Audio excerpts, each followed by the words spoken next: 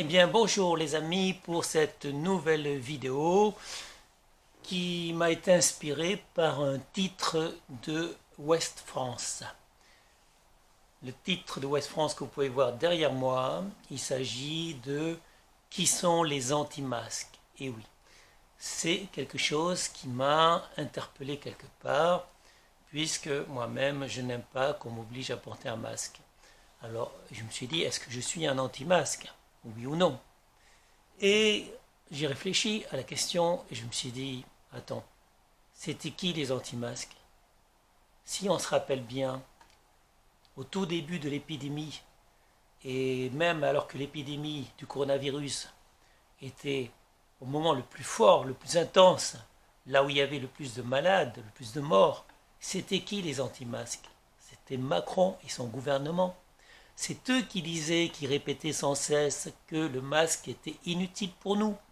Pour vous, le peuple français, vous n'avez pas besoin de masque, vous n'avez pas le droit d'en acheter, c'est interdit, et de toute façon c'est inutile, et de toute façon vous ne savez pas les mettre. Et oui, nous, pauvres Français, on était des imbéciles, incapables de savoir mettre un masque sur le visage. Moi, je me rappelle, c'était le gouvernement Macron et ses ministres et son porte-parole, sa porte-parole, qui étaient à l'époque des anti-masques. Donc, c'est bien beau de vouloir critiquer les anti-masques, mais il faudrait d'abord critiquer Macron et son gouvernement.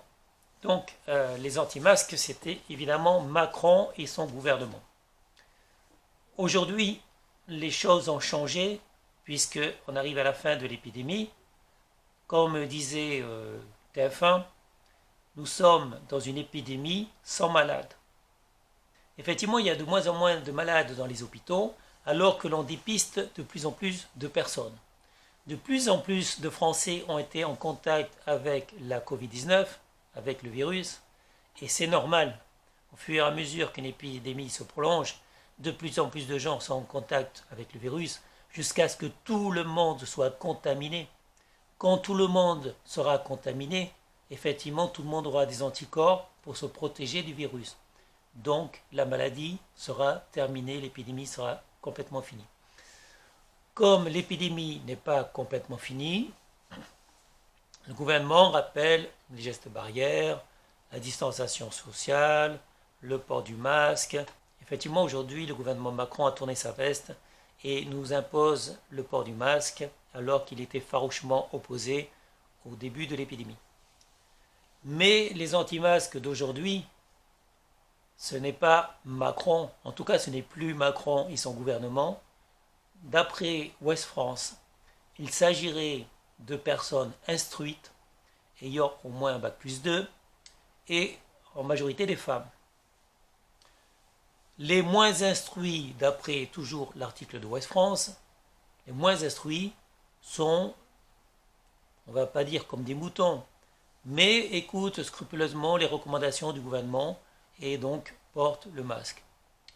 Ceux qui sont instruits, ceux qui éventuellement sont au courant, comme moi on va dire, que le système immunitaire nous protège mieux que des masques, ceux-là effectivement n'ont pas trop envie de porter des masques. Voilà. Ceci étant dit, j'irai pas plus loin. Étant donné qu'une première vidéo sur YouTube a été censurée par YouTube parce que parce que je donnais mon opinion sur l'obligation du port du masque. Je ne vous dirai pas aujourd'hui ce que je pense de l'obligation du port du masque, mais je pense que vous devez savoir que je suis contre toutes les obligations, sauf quand celles-ci apportent quelque chose dans le respect des gens. C'est-à-dire, il y a des règles, il y a des lois, il faut respecter les règles, il faut respecter les lois. L'obligation du port du masque n'est pas une loi. Normalement, c'est une recommandation de l'OMS, une recommandation du gouvernement. Donc, il est préférable pour les personnes fragiles de porter un masque. Voilà. Après, aujourd'hui, ce n'est pas le cas. Aujourd'hui, le gouvernement Macron veut nous imposer des choses. C'est comme ça. C'est vous qui l'avez décidé, puisque c'est vous qui avez voulu voter pour Macron. c'est vous qui devez en subir les conséquences. Il y aura un avant et un après Macron. L'après Macron, c'est quoi? C'est que l'économie française est complètement détruite. On va s'en apercevoir sûrement dans les mois et les années qui viennent.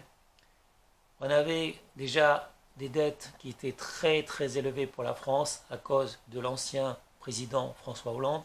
Et Macron était donc le ministre de l'économie de François Hollande. Il a fait des choses dont les Français ne se rappellent plus, mais qui ont coûté très cher à la France. Ça n'a pas empêché les Français en majorité de voter pour Emmanuel Macron. Et on voit ce qui se passe avec l'économie française. L'économie française est au plus mal. Je crois que ce monsieur a achevé bel et bien l'économie française, qui ne s'en relèvera sans doute jamais. Voilà. Donc, je ne suis pas économiste, même si l'économie m'intéresse beaucoup. Et je pense qu'il y a sûrement de meilleures personnes pour gérer l'économie française que ce président Emmanuel Macron. En tout cas, comme je l'ai dit, il y aura un avant et un après Emmanuel Macron. L'après Macron, c'est que l'économie française est à la ruine, est complètement ruinée. Abonnez-vous à ma chaîne si ce n'est pas encore le cas. Et je vous souhaite une bonne journée et à bientôt pour une prochaine vidéo. Au revoir.